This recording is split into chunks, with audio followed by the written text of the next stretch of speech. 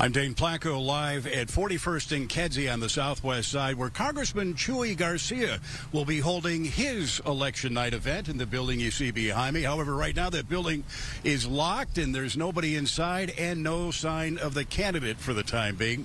Now Jesus Chuy Garcia is running for his fourth term in Congress, representing Illinois' 4th District. He was first elected in 2018, but this is the first time he's had to face a challenger in the Democratic primary. Garcia is 67 years old, has a long political resume, including stints as a Chicago alderman, Cook County commissioner, state senator. He's run for Chicago mayor twice and lost both of those elections. Now, Garcia has the backing of most of Chicago's labor unions, and he's spent more than $400,000 on this race so far, nearly 10 times what his opponent Raymond Lopez has spent.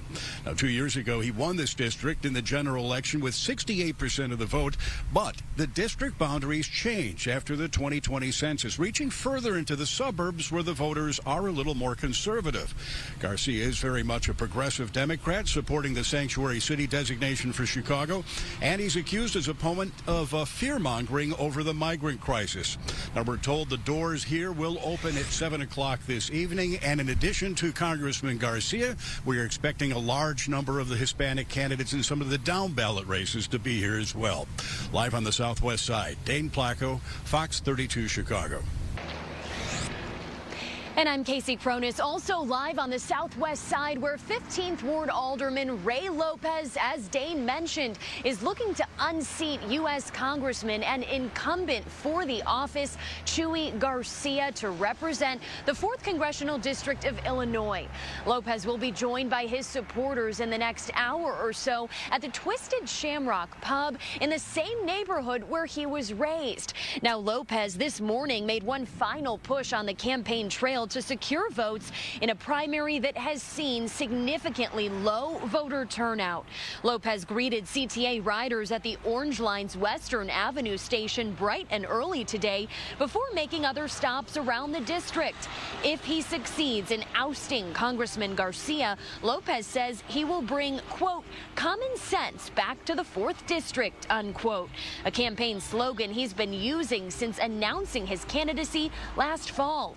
Lopez this afternoon took aim at some of the issues he feels Garcia has not addressed, and he says he will if elected.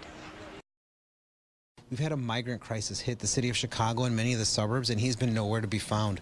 We see generational gang violence using high-capacity assault rifles, and he, again, is nowhere to be found. We see inflation eating away people's paychecks, and, again, nowhere to be found.